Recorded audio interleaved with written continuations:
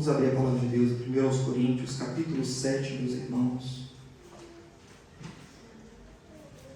1 Coríntios, capítulo 7.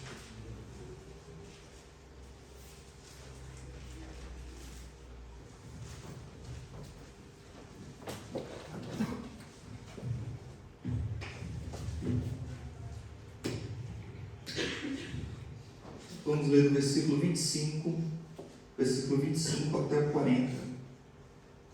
Não, é do versículo 25 ao 40, o contexto geral, mas nós vamos fazer a leitura do 29 ao 31, tá bem?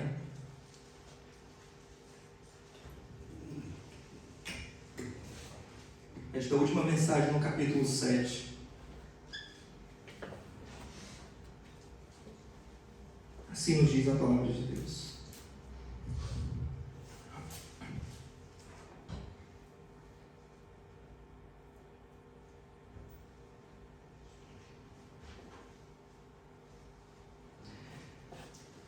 Isto, porém, vos digo, irmãos, que o tempo se abrevia, o que resta é que também os que têm mulheres sejam como se as não tivessem, e os que choram como se não chorassem, e os que folgam como se não folgassem, e os que compram como se não possuíssem, e os que usam este mundo como se dele não abusassem, porque a aparência deste mundo passa.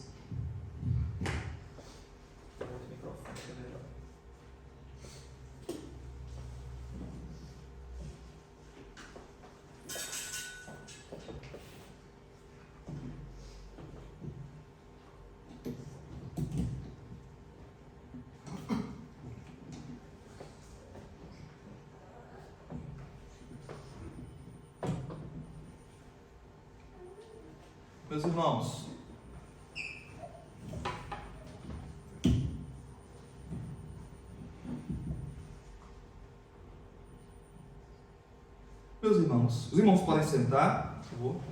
Como está a chegar o som aí? Está a chegar bem o som ao fundo? Ok.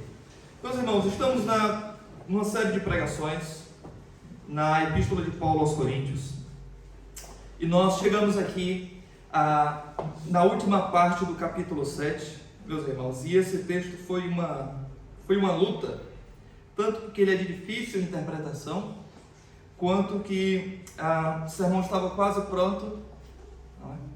E então estudar novamente, e aí precisou praticamente fazer um sermão novo, porque tinha coisa que precisava ser melhorada, e com a ajuda do Senhor e graça, o Senhor inclusive nos ajudou até a mudar o tema da pregação, tá? Meus irmãos, mas esse texto que nós lemos é a 20ª mensagem da série de exposições em 1 Coríntios. Então até aqui os irmãos que nos acompanharam desde o início já ouviram 20 mensagens na primeira epístola aos Coríntios. Que bênção, não é? Então, meus irmãos, nós, antes de passarmos para pontos mais específicos dessa passagem, vamos primeiramente lembrar que o apóstolo Paulo, ele, após ter tratado sobre a vocação cristã, o chamado do cristão no mundo, tá? Ele foi chamado como servo. Ele deve servir ao Senhor naquele lugar onde ele foi posto. Ele deve, antes de servir ao seu chefe humano, ele deve servir ao Senhor, tá? Paulo ele apresenta esse princípio que pode ser apresentado para várias outras situações da vida. Onde o Senhor nos chamou, é ali onde Ele deseja nos usar, e é ali onde Ele deseja que nós sirvamos a Ele, tá? E meus irmãos, nós vimos várias aplicações para isso no último domingo, tá? Mas agora nessa passagem, Paulo ele aplica aquilo que ele tinha falado anteriormente. Se o Senhor te chamou assim, permaneça assim, glorificando a Deus assim, tá? E embora lá ele tenha trabalhado com a ideia de servo e senhor, tá? No versículo passado, na pregação passada nós vimos isso, não é? Mas agora ele aplica isso ao casamento, ou seja, se Deus lhe chamou para servir a Ele casado, permaneça casado. Se Deus o chamou e você está solteiro, Paulo diz, o bom é que fique solteiro, mas não imponham isso como mandamento. Tá?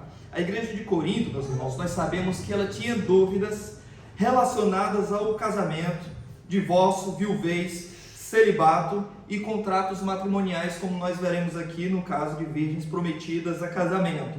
Tá? Dentro dessa perspectiva de questões levantadas pelos coríntios e enviadas a Paulo através de uma carta, ele começa a responder cada uma dessas questões e por último, ele responde no caso dessas moças, desses jovens prometidas a casamento.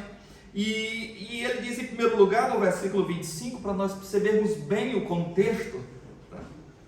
Que a pregação primeiramente ela explica o texto e depois ela apresenta a doutrina e a aplicação do texto. Então, para entendermos, percebermos bem o contexto aqui, Paulo no versículo 25, ele diz que não tem um mandamento direto, tá? Acerca das virgens, ou seja, aquelas moças prometidas a casamento, tá? Em que havia um contrato de casamento do pai para com o noivo, tá?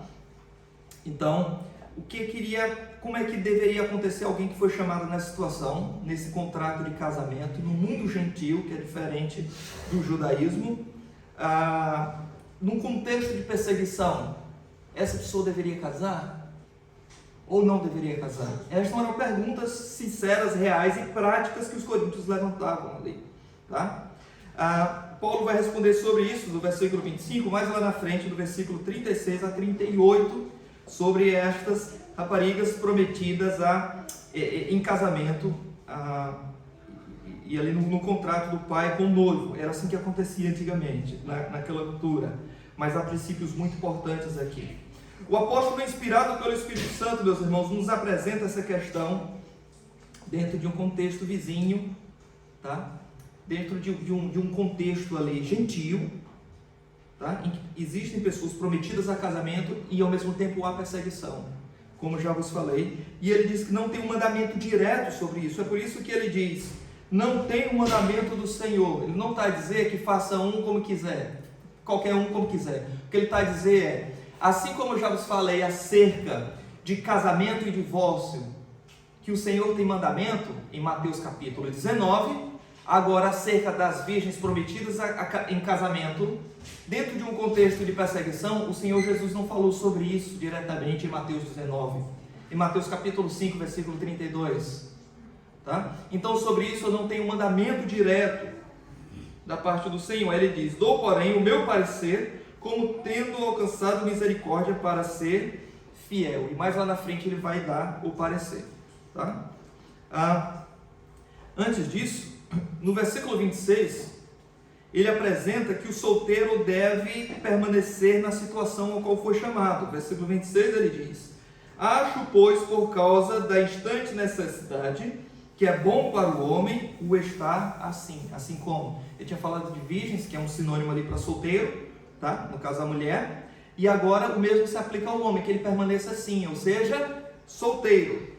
Versículo 26, e ele diz por quê? Por causa da atual situação, ou da instante necessidade, é uma outra tradução também, difícil em que aquelas pessoas viviam na época, que era um contexto de perseguição, já falaremos sobre isto.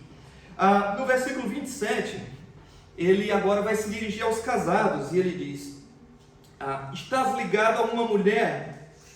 Ligado a uma mulher, a ideia aqui é casado. Você está casado com uma mulher, tá? E é crente.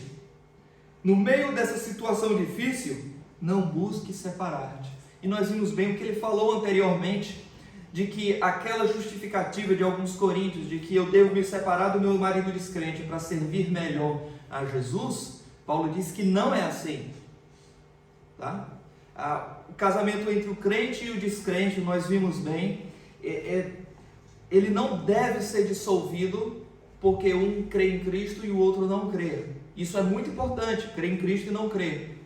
Mas acontece que a instituição do casamento, ela vem desde a criação, tá bem? E o divórcio não pode ser banalizado. Paulo diz pelo contrário, que o descrente, ao conviver com o cônjuge crente, ele é santificado, ele recebe influência benéfica, espiritual em sua vida, e os filhos que nascem desse relacionamento também são separados. Ou seja, o filho nascido no lar de um crente, tá? Ele recebe mais benefícios espirituais, mais oportunidades de crer no Evangelho do que o filho de um casal totalmente distante de Deus, tá bem? E por isso não deve separar, é o que Paulo disse anteriormente, especialmente no versículo 14 aí do capítulo 7.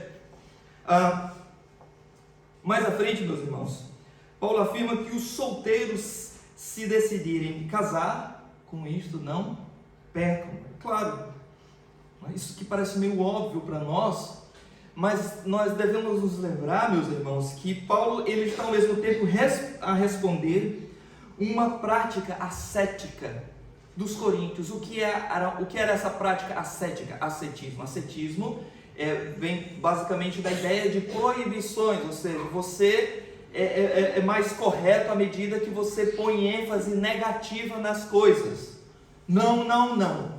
É privação de alimentos, é privação de casamento, tudo isto como um reflexo de santidade. Paulo diz, não, foi Deus que criou o casamento, tá? E mais à frente, em uma de suas cartas, ele deixa bem claro, não existem alimentos proibidos para os crentes da nova aliança, é claro, a moderação ali, né? Mas não existe mais aquelas dietas alimentares como existia na antiga aliança. E se alguém não quer comer determinado alimento, faça isso sem impor ao outro irmão. Mas não faça isso para ser mais santo e por isso eu não como determinado alimento. Isso não existe mais na nova aliança, como existia na antiga aliança, é claro. E por isso que Paulo diz, se os solteiros decidirem casar com isto, não pecam. O que ele está dizendo? É que é bom que os solteiros permaneçam assim, que ele tinha dito anterior. Então isso poderia ser mal interpretado por alguns coríntios que diziam, olha, Paulo está conosco, tem que proibir casamento mesmo, né? Como a igreja romana hoje ela faz isso, né? A católica romana ela faz isso. É obrigação aos sacerdotes, aos padres, que eles não casem, que eles estão casados com a igreja. Irmãos, nada mais absurdo que isto, porque o casamento é uma criação de Deus. E mais à frente, em 1 Timóteo, Paulo vai falar contra aqueles que proíbem casamentos. Então, meus irmãos, quando alguém impõe regras em que a Bíblia não apresenta, aí está aquilo que nós chamamos de legalismo, tá? É criar leis que a Bíblia não traz. E quando isso acontece, meus irmãos, frutos perniciosos partem daí, tá? Quando alguém impõe regras, é por além do que a Escritura apresenta, a fim de apresentar a santidade. Meus irmãos, pode investigar a vida dessa pessoa, pode balançar essa árvore, abanar bem esta árvore, porque vai cair fruto podre dali. Essa pessoa está escondendo coisas muito sérias na sua vida pessoal, tá? Porque ela legisla sobre algo que Deus não legislou, não determinou, e isso acontece geralmente para esconder pecados muito secretos, tá? Mas do versículo 32 até o versículo 34, Paulo apresenta uma palavra de sabedoria acerca dos deveres dos solteiros e dos casados. Se não, vejamos, versículo 32 ele diz, eu bem quisera que estivesse sem cuidado. O solteiro cuida das coisas do Senhor e como há de agradar ao Senhor. Mas o que é casado cuida das coisas do mundo, em como há de agradar a mulher. Há diferença entre a mulher casada e a solteira. A solteira cuida das coisas do Senhor, para ser santa, tanto no corpo como no espírito. Porém a casada cuida das coisas do mundo, em como há de agradar ao marido. Então Paulo aqui ele não é contra casamento, tá? O que ele está dizendo se alguém for chamado assim, seria bom que ele permanecesse assim. Mas se quer casar com isto, não peca. Tá? Mas por que é bom permanecer assim, segundo o entendimento de Paulo, naquela atual circunstância difícil ali, irmãos? Porque ele diz que essa pessoa solteira, ela teria mais tempo para Deus. Isso parece ser óbvio, não é? Mas ele deixa isso muito claro aqui para nós, quando ele diz que aquele que é solteiro, não é? Ele cuida das coisas do Senhor. Ora, o casado não cuida também das coisas do Senhor? Cuida sim. Não é? Mas o ponto aqui de Paulo é que ele vai ter mais foco, vai ter mais tempo, tá? Em tratar das coisas do Senhor. E essa era a tentação dos coríntios, que queriam se separar. E Paulo diz, não separe. Foi chamado casado, permaneça casado. Tá? E aqueles que são casados, cuidam das coisas do Senhor e de casa também. Tá? A mulher de agradar o marido e do marido de agradar a mulher. São as obrigações do lar.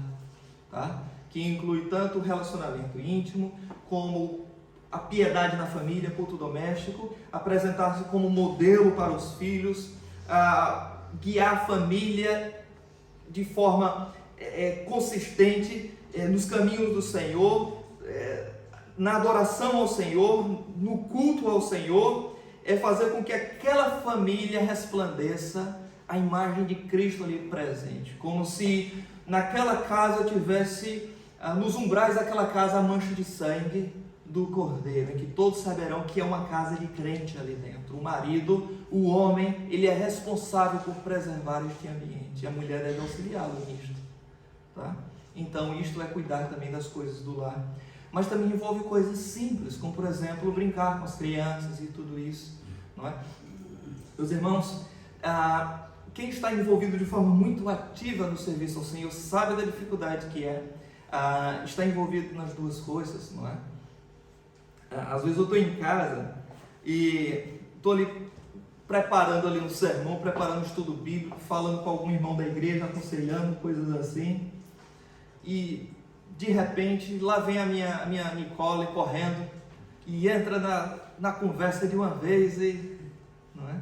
E eu recebo, vou lá, dou um beijinho, falo e depois ela vai. Mas deve haver estes momentos, tá? Um servo de Deus, já está com o Senhor, chamado R.C. Sproul, ele dizia que sempre deixava a porta do seu escritório pastoral entreaberta, para que uma de suas filhas pudesse chegar e ter acesso ao Pai. Isso é uma coisa interessante, não é? Porque, embora sirva ao Senhor, na casa do Senhor, mas em casa sempre um pai, é sempre um marido, tá bem? Minha filha não diz, pastor, posso me aconselhar com você? Ela não fala isso.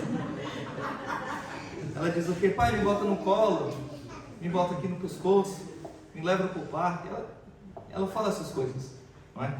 Então, isto é cuidar das coisas da família. E nisto a piedade também, a devoção a Deus nisto também, a santidade nestas coisas, tá bem? A vida do crente, ela não é fracionada entre aquelas coisas que agradam a Deus no domingo e as que são normais, que Deus não tem nada a ver durante a semana. Deus está envolvido ou em tudo na vida do crente, ou ele não está envolvido em nada. Não existe compartimentos separados na vida do cristão, que pertence a Deus e outros que não. Tudo deve ser a Deus, mesmo questões simples, meus irmãos. E é uma dificuldade. Por isso que Paulo diz aqui, não é? Paulo diz aqui que o casado cuida nas coisas do mundo aqui das tarefas diárias em como agradar o seu cônjuge, né? No caso aqui a sua esposa e o contrário também. Depois disso, meus irmãos, do versículo 36 a 38 é seguido por uma palavra sobre pureza cristã, e ele nos diz: mas se alguém julga que trata indignamente a sua virgem, se tiver passado a flor da idade, se for necessário, que faça tal o que quiser, com isto não peca, casem-se. Então existe aqui uma dificuldade textual de interpretação aqui. Algumas traduções trazem da seguinte maneira: mas se alguém julga que trata indignamente a sua virgem, se tiver passado a flor da idade, e se for necessário, que faça o tal, ou seja, que case, então, com isso não peca, se casa. Então, mas a minha tradução diz assim: mas se alguém julga que trata indignamente a sua virgindade, como se falando não do pai acerca da filha prometida em casamento, mas acerca da própria pessoa que vai casar, tá? E ao que indica aqui, pode ser a menina, mas especialmente o rapaz, tá? Então, a melhor tradução para isso daqui, irmãos, é exatamente essa daqui. Em vez de ser virgem, ser virgindade, como se falando da pessoa solteira. Porque a ideia aqui é de se conter. Tá? O que Paulo está a dizer aqui é que se passou aquela época do casamento, que na altura aqui, os casamentos aconteciam bem cedo, havia promessa de casamento, e o casamento acontecia 20 anos, já estava ficando tarde para casar. Hoje a coisa vai bem, né? 40 anos, 43, hoje está mais tranquilo para os irmãos e para as irmãs, né? Mas naquela época não, 20 anos já estava desespero, e agora, Senhor? Então, naquela altura, irmãos, alguém que não era casado, que não tinha descendência, era uma coisa vergonhosa também, tá? E se chegou nesse período, passou da flor da idade, ou está próximo e ainda não casou, Paulo diz, e não consegue se conter, porque a questão não é só permanecer solteiro, é permanecer solteiro e puro. Ou se for para permanecer solteiro e namorando com uma, com outra, tendo relações antes do casamento com um ou com outro, não adianta ser solteiro. Esse estado de solteiro não desonra a Deus, desonra o nome de Deus. Mas Paulo está falando de permanecer solteiro e puro diante de Deus. Se alguém não consegue permanecer assim, então que se case, não é? Versículo 37, todavia o que está firme em seu coração, não tendo necessidade, mas com o poder sobre a sua própria vontade. Então isso aqui não pode estar falando sobre o pai, tem que estar falando sobre aquela pessoa que vai casar, tá? Se resolveu no seu coração guardar, aí a sua tradução talvez tenha, guardar a sua virgem, faz bem. A minha tradução diz, guardar a sua virgindade faz bem. E é uma boa tradução porque está falando da pessoa que vai casar e não do pai que vai entregar. Por quê, irmãos? Porque o versículo 37, ele fala de alguém que tem poder sobre a sua própria vontade. Então a ideia aqui realmente é de domínio próprio, não é? Então a ideia é que ela é mais pessoal do que eu ter domínio próprio sobre a minha filha que vai casar. Parece uma tradução estranha, não é? Então o versículo 37 poderia ser interpretado como pai, como algumas traduções trazem, mas deve ser visto melhor devido ao contexto como falando da pessoa que vai casar. Versículo 38, de sorte que o que a dá em casamento, agora fala do pai, faz bem, mas o que não a dá em casamento faz melhor, tá, irmãos? Então depois que ele explica estas coisas, no versículo 39, tá?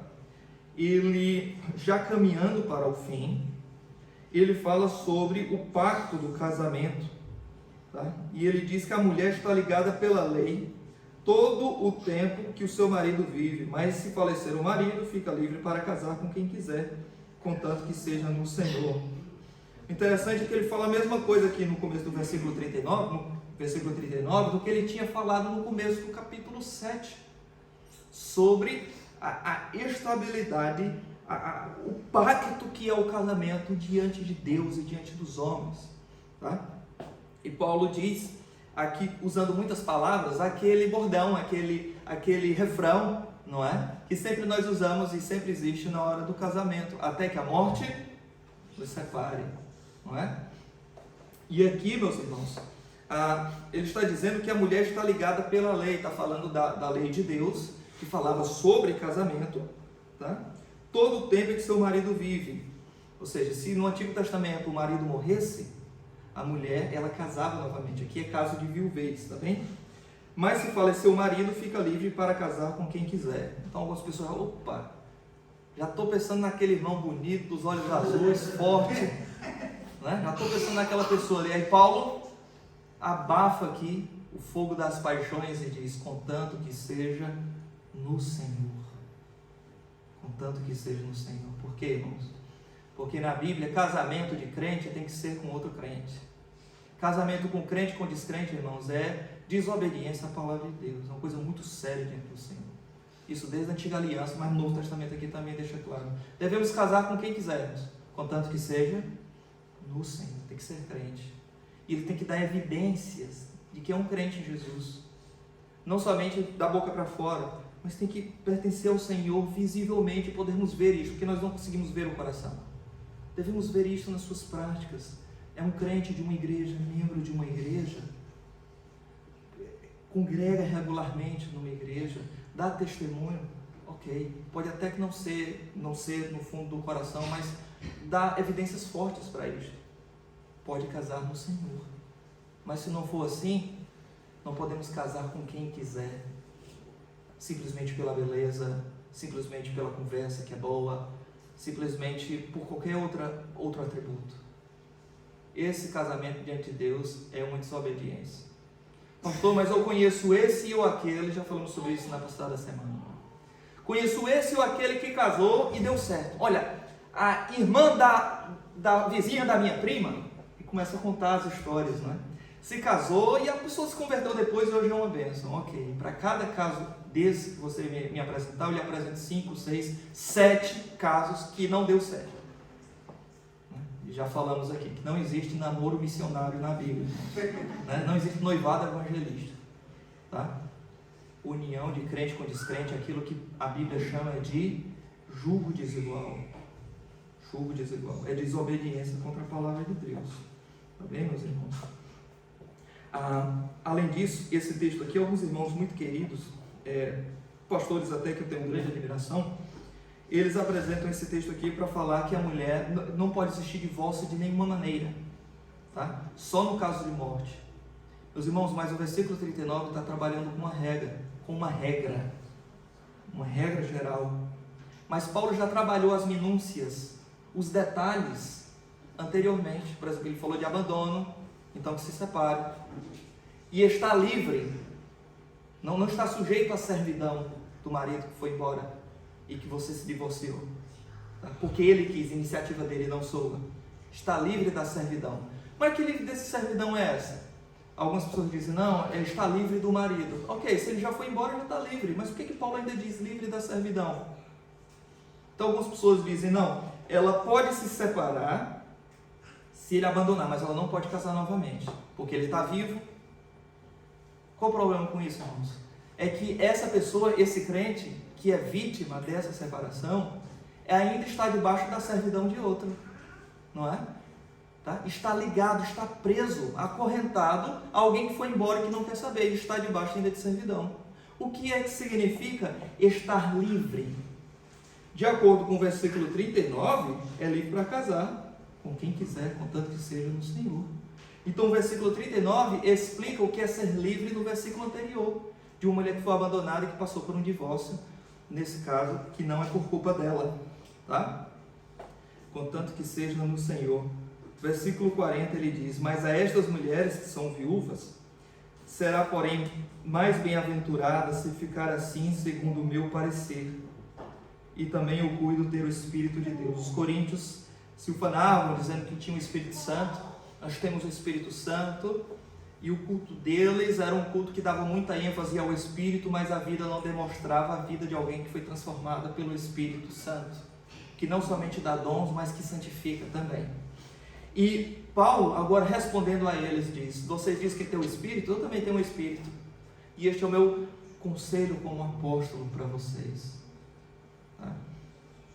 Que aquela que ficar assim, ou seja, viúva, tá?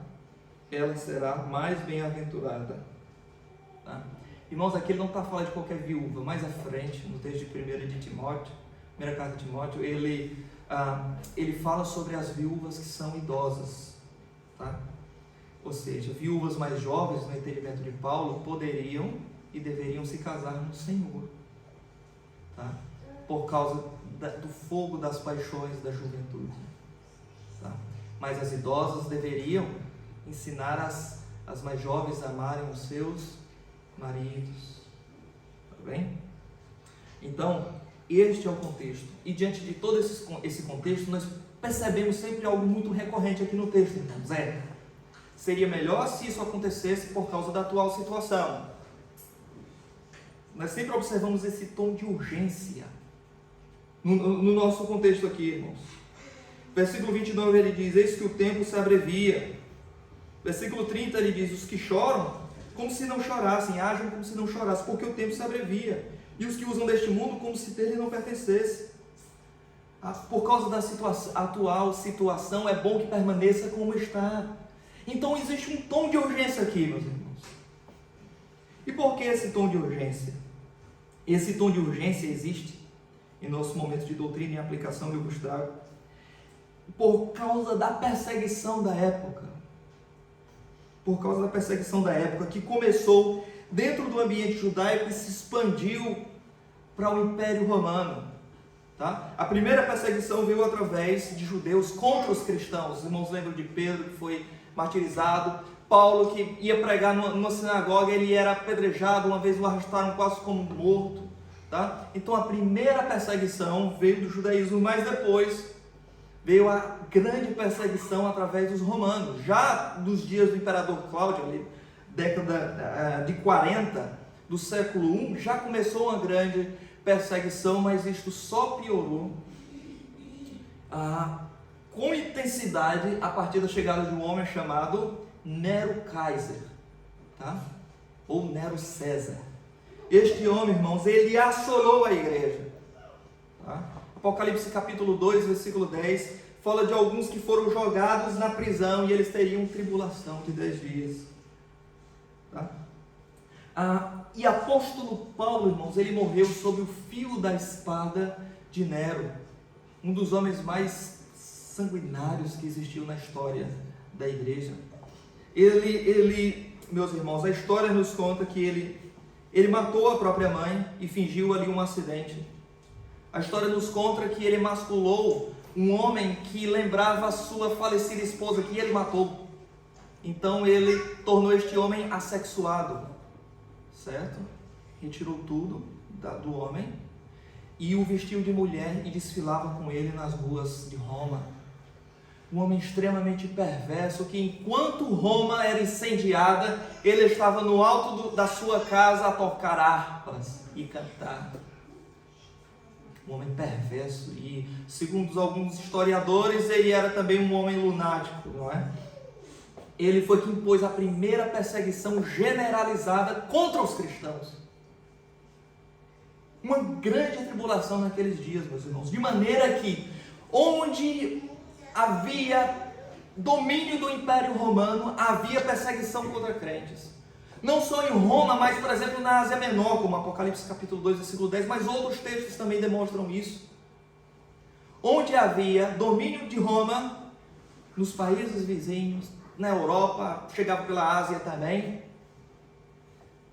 e havia um cristão ali, esse cristão era denunciado e era morto. Quando Roma foi incendiada, meus irmãos, ele botou culpa em quem? Nos cristãos.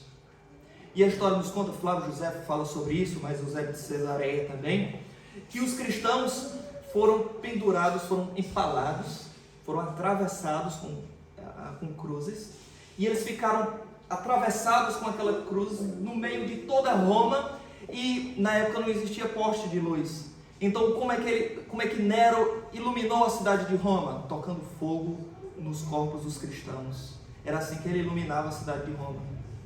Um homem perverso, inclusive, como já vos disse, foi ele que assassinou, que matou Paulo, não é? E meus irmãos, os coríntios estavam vivendo nesse período aqui do século I, nesse tempo, tá? Muito em breve Nero iria começar a fazer estas coisas, muito em breve. Esta primeira perseguição foi cruel, meus irmãos. E embora exista um elemento atemporal aqui, meus irmãos, nós devemos entender as verdades atemporais que estão presentes nesse texto. E eu quero vos trazer pelo menos aqui 3 destas coisas. A primeira é que nós não temos, de acordo com esse nosso texto aqui, nós não temos domínio sobre o tempo de nossa própria vida. E eu quero vos trazer também, meus irmãos, que nós, portanto, à luz desta realidade, devemos usufruir deste mundo, como Paulo diz, como se dele não pertencêssemos, como se não pertencêssemos a este mundo. E em terceiro lugar, eu vou vos dizer que o que nós devemos fazer a fim de nos preparar, já que vamos deixar este mundo em breve. Em primeiro lugar, meus irmãos, acerca da primeira verdade, a própria experiência deixa claro para nós de que nós não temos domínio sobre o tempo de nossa própria vida, sobre o nosso cotidiano. Nós já percebemos isso facilmente, meus irmãos. No dia de ontem, você dormiu e mal percebeu, já está aqui hoje à tarde, vai almoçar, tirar um cochilo, uma sonequinha, já vai findando o dia, os afazeres, já vai se preparar para amanhã, e quando menos perceber, já estamos novamente aqui daqui a 8 dias, juntos. Passa muito rápido, meus irmãos. E assim se acumulam os domingos, os meses, os anos, as décadas, não é? Já começamos a observar que os nossos anos vão indo e nós não temos controle sobre o tempo, e a nossa experiência comprova isso. Nós acabamos por ser tragados pelo tempo quando menos imaginamos, meus irmãos, tá? Porque o tempo, ele não perdoa ninguém. Ele abraça tanto a jovens na flor da idade, como a adultos, como velhos, tá? Ele abraça tanto inteligentes como pessoas insensatas, pobres e ricos. Ninguém está livre da ditadura do tempo, tá? Todos um dia, através do tempo, serão postos à margem da eternidade, e ali será um momento em que não mais terão tempo, e será tarde demais. Meus irmãos, um dia todos os homens estarão prestando contas diante do tribunal divino, e isto acontecerá conosco quando menos esperarmos, meus irmãos, menos esperarmos.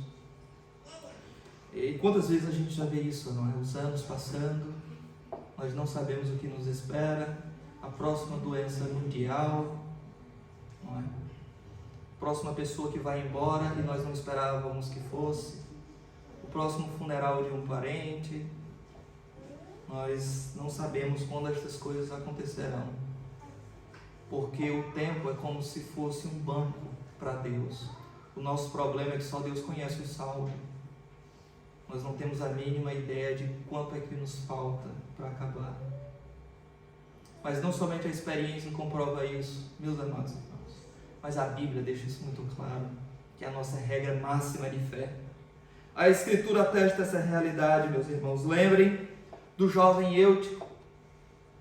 Jovem Eutico que estava ali ao ouvir a pregação de Paulo e morreu. Caiu e morreu. Quem imaginaria que alguém morreria durante uma pregação e sendo jovem? Imagine aqui comigo ele levantando de manhã, logo cedo, vestindo sua roupa, indo trabalhar feliz, dando bom dia, shalom para as pessoas ali. E termina o seu dia, já pronto para ir para o culto, ouvir o pastor Paulo, não é? O apóstolo Paulo pregar para ele. Cansado do dia, a Bíblia diz que ele dormiu e caiu lá do andar de cima, e felizmente Paulo estava ali para ressuscitá-lo. Mas nós temos duas coisas em comuns ali: é que um jovem morre, e para muitos jovens, eles não falam isso, e eu sou jovem também, mas em muitos, meus irmãos, a impressão que dá é que o jovem age, pensa, se comporta como se fosse imortal, como se jamais o fim do seu tempo pudesse chegar. Um jovem morre, e um jovem morre durante um sermão. Imagine isso, meus irmãos. Alguém morrer durante um sermão. Duas coisas altamente imprevisíveis. A nossa vida, ela é incerta, e a Bíblia demonstra isso. A Bíblia demonstra isso, meus irmãos. Em 2 de Samuel, nós observamos no capítulo 12, uma criança morreu, filho de Davi. Mas também a própria Escritura nos demonstra que Jacó, depois de abençoar os seus filhos e também os seus netos, ele encolheu os pés e expirou, e morreu já velho. Por quê, meus irmãos? Porque a morte em breve vai abraçar a todos os homens com aqueles braços frios em que eles não poderão se livrar disto. Muito em breve, meus irmãos, as nossas mãos fortes, elas vão dar lugar a manchas aqui em cima, não é? O nosso vigor vai se esvair, certo? Os nossos dentes fortes, antigamente, acho que hoje ainda fazem isso, abriam garrafa com os dentes, não é? Esses dentes, um dia eles vão cair. Nada permanecerá. O vigor da idade adulta e da juventude vai dar lugar à lentidão, ao sono de uma vida cansada, porque geralmente velhotes costumam dormir bastante. O sono de uma vida cansada. O rosto que agora brilha com as feições de um sorriso forte, brevemente vai aparecer com rugas e com pouca expressão. Brevemente isso vai acontecer, meus irmãos. A perplexidade que deve ser para nós não é que o tempo passa, mas é que ele vai embora com uma rapidez em que nós não conseguimos medir. E quando nós menos percebemos, estamos à margem da eternidade. E muitos podem estar à margem da eternidade totalmente desprevenidos. Por isso que Paulo diz no versículo 29, vos digo, irmãos, que o tempo se abrevia. A Bíblia deixa isso bem claro, irmãos. Nós não calculamos quando vamos adoecer. Nós não calculamos sequer o dia do nosso nascimento, onde nós nasceríamos. Uma mão soberana nos introduziu nesse mundo. E uma mão soberana vai nos tirar dele. Mas de uma coisa nós temos certeza. É que nós não temos domínio sobre o próprio tempo de nossa vida. Alguns irmãos aqui nessa manhã, depois de estabelecida essa palavra, devem pensar que junto comigo a segunda verdade sobre isso é que nós devemos, portanto, sabedores destas coisas, devemos usufruir deste mundo como se este mundo não nos pertencesse. Foi isso que o apóstolo Paulo, inspirado pelo Espírito Santo, nos deixou aqui, meus irmãos. É isso aqui que ele deixou. Não somente ele nos apresentou a dura realidade de que em breve partiremos daqui, mas ele nos apresenta o remédio. A semelhança dos médicos comuns, irmãos, que identifica a sua miséria, a sua doença, e você crê naquilo que o médico está a falar, vai até a farmácia, compra o remédio. Você não fica a questionar o médico, será que ele está certo? Bom, eu acho que é a opinião dele. Você não faz isso, você crê na palavra do médico, adquire o remédio e toma o remédio para a saúde do seu corpo. Irmãos, Jesus não merece muito mais crédito do que um médico comum. Ele está a dar aqui para nós a resposta, a solução diante da brevidade da vida. E a resposta é que nós devemos usufruir deste mundo como se dele não pertencêssemos. Por isso que ele diz, os que têm esposa, agem como se não tivesse, tá? Ele não está falando de negar as obrigações maritais entre os cônjuges. O que ele está a dizer é que, como diz John Piper no seu livro, né? O casamento ele é temporário.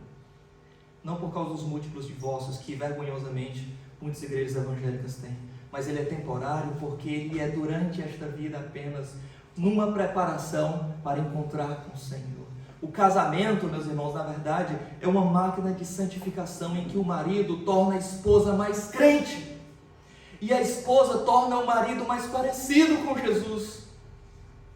E assim um ajuda o outro, santificando um ao outro, assim como Cristo santifica a igreja e a purifica com lavagem de água, como diz Efésios capítulo 5, meus irmãos.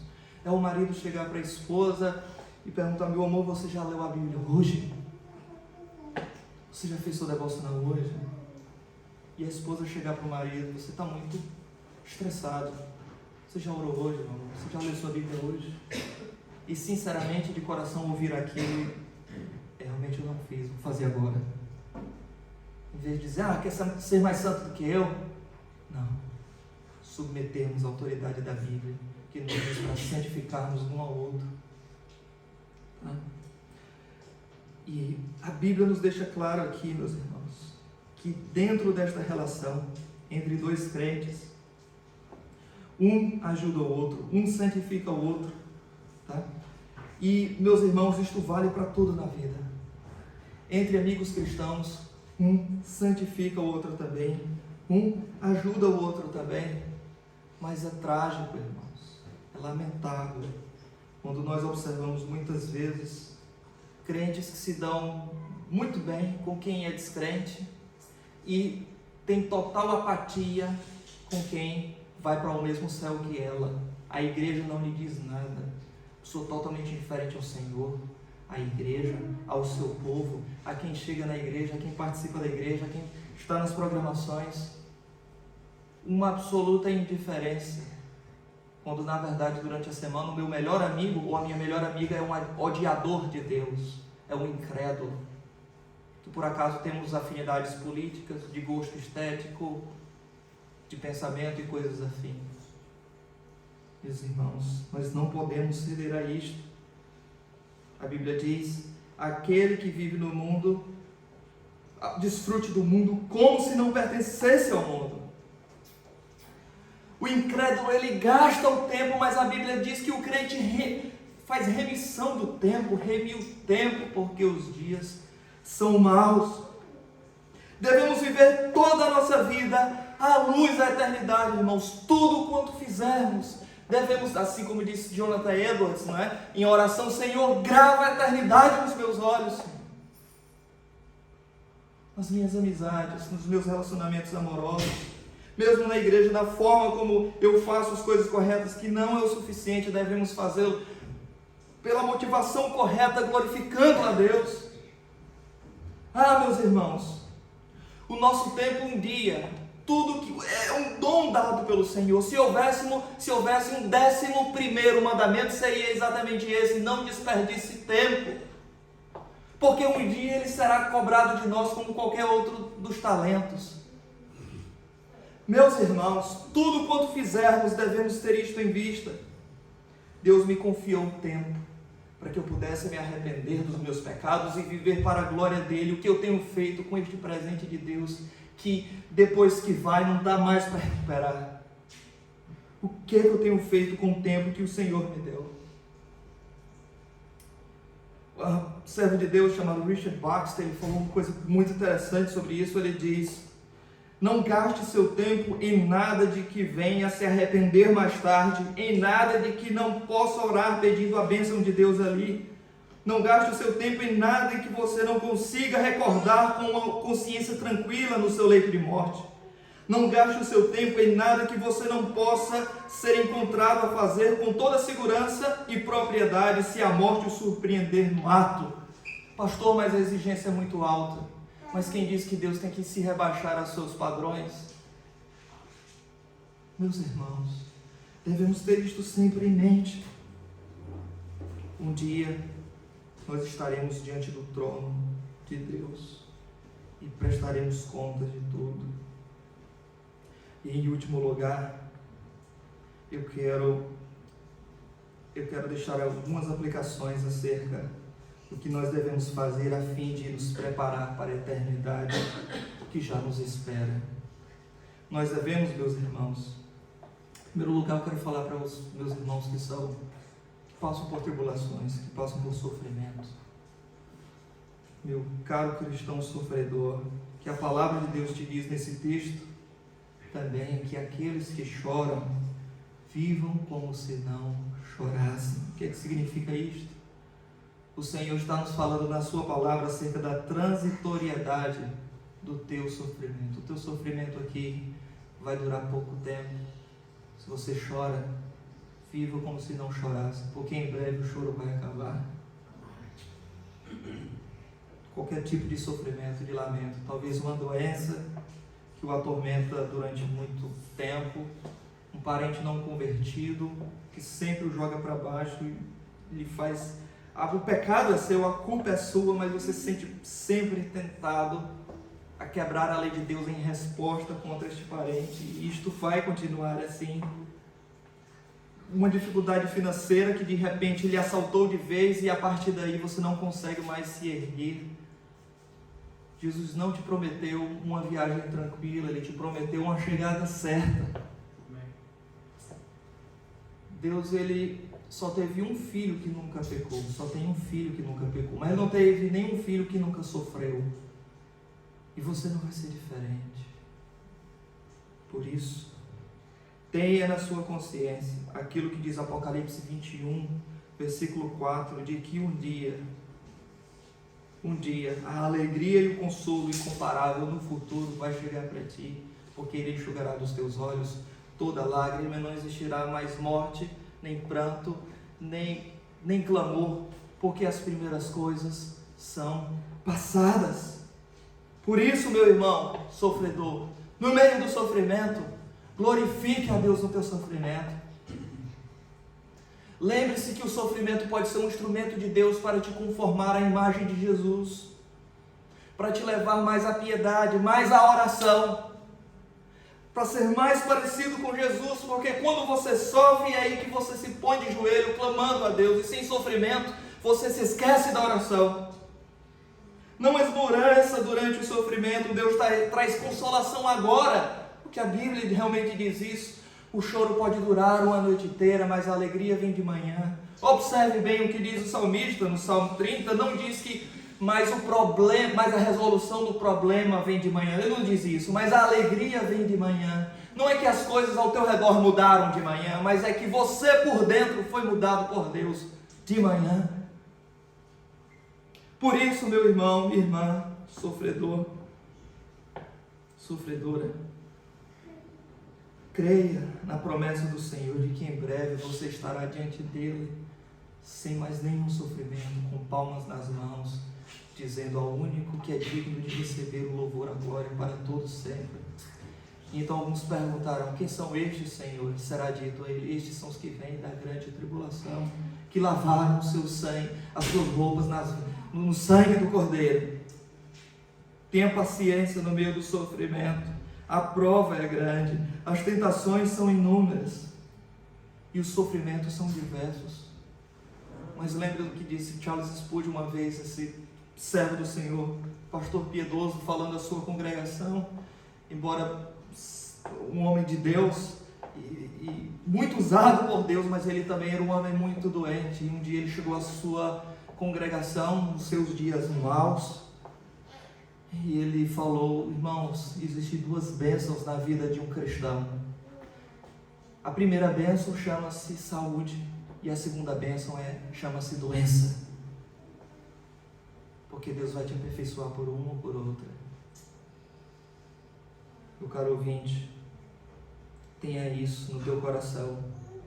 João Crisóstomo dizia: se um homem passasse por todas as tristezas de todos os crentes do mundo, ainda assim elas não valeriam uma hora de glória naquele dia lá no céu. Isto é verdade, meus irmãos. E meus irmãos, em último lugar, eu quero falar para você que já ouviu estas verdades, mas que ainda não tomou uma decisão por Jesus. Eu quero lhe dizer que o Senhor promete perdão caso você se arrependa diante dele. Talvez no teu coração já exista alguma fagulha disto, vontade de amar o Senhor, servir ao Senhor. A Bíblia diz que aquele que confessa o seu pecado e deixa alcançará misericórdia. Mas talvez você pense: pastor, mas eu não estou preparado. Irmão, eu não estou preparado. Você não precisa se preparar para ir diante de Deus. Basta apenas arrepender-se do teu pecado. Você não precisa de um arrependimento perfeito sequer. Você precisa apenas de uma fé simples, não uma grande fé, uma fé simples, pequena, mas depositada na pessoa certa, em Cristo Jesus. Ele aqui é o autor e o consumador da nossa fé, mas Ele também é o objeto da fé. E ainda que exista algum constrangimento no teu coração e lamento de pecado, saiba que mesmo isto pode estar sendo provocado pelo Senhor. E a Bíblia diz que aquele que começou a boa obra em vós há de terminá-la até o dia de Cristo Jesus. E mesmo que seja uma fagulha, um pavio pequeno a fumaçar, a Bíblia diz que Deus, Ele não quebra a cana trincada e nem apaga o pavio que fumega. Ele vai continuar a boa obra na tua vida, caso você se arrependa dos seus pecados. Por isso, confesse as suas iniquidades ao Senhor hoje e saiba que não há mais tempo a perder com o pecado, com o diabo, com a carne, com o mundo, que tudo isto um dia vai te levar para o abatedouro do inferno, com todas as amizades e prazeres carnais que você teve aqui. Use esse tempo que você tem ouvido a palavra para considerar sobre a brevidade da tua vida e faça isso por amor à tua própria alma. Abrace pela fé em Cristo Jesus, na obra de Cristo. Abrace ao Senhor hoje. E eu quero terminar a todos os irmãos lendo uma breve carta de um servo de Deus que fala exatamente sobre isso, Jonathan Edwards. Escreveu para o seu filho, que tinha 9 anos de idade, e estava em Diddle Hawley, nas colônias britânicas dos Estados Unidos. Seu filho, Jonathan Edwards Jr., estava numa viagem missionária entre os índios selvagens aos 9 anos de idade. E o pai, Jonathan Edwards, sentiu muita saudade do filho e escreveu para ele. E diz assim a carta dele: Stockbridge, 27 de maio de 1755. Querido filho, embora muito distante de nós, você não está distante de nossas mentes. Eu me preocupo muito com você frequentemente, penso em você e frequentemente oro por você. Embora você esteja muito longe de nós e de todos os seus familiares, contudo, é conforto para nós que o mesmo Deus que está aqui também está em Onohoquaua, onde você está entre os índios selvagens, e que, embora você esteja longe de nossa visão e de nossa assistência, você sempre está nas mãos de Deus, que é infinitamente gracioso, e nós podemos ir a Ele e te submeter ao cuidado dEle e à misericórdia dEle. Meu filho, cuide para que você não o esqueça ou negligencie. Tenha sempre a Deus perante os seus olhos e viva no seu temor, e o busque a cada dia com toda diligência, porque Ele e somente Ele pode fazer você feliz ou miserável, conforme agrade a Ele. E a sua vida e saúde e a sua salvação eterna de sua alma, e tudo nesta vida e na que há do porvir, depende apenas da soberana vontade e desejo do Senhor. Meu filho, na última semana que passou, na quinta-feira, David morreu. Você lembra? Aquele que você conhecia e com quem brincava sempre, e que vivia em nossa casa. A alma dele entrou agora no mundo eterno. Se ele estava preparado para a morte, nós não sabemos.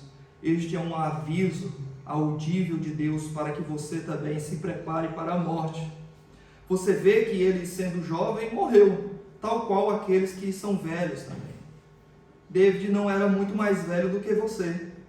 Lembre-se do que Cristo disse, que você deve nascer de novo, ou nunca verá o reino de Deus. Nunca se dê ao descanso enquanto não tiver uma boa evidência de que você é convertido e tornou-se uma nova criatura. Nós esperamos que Deus preserve sua vida e saúde, e que você retorne logo a Stockbridge e volte a salvo.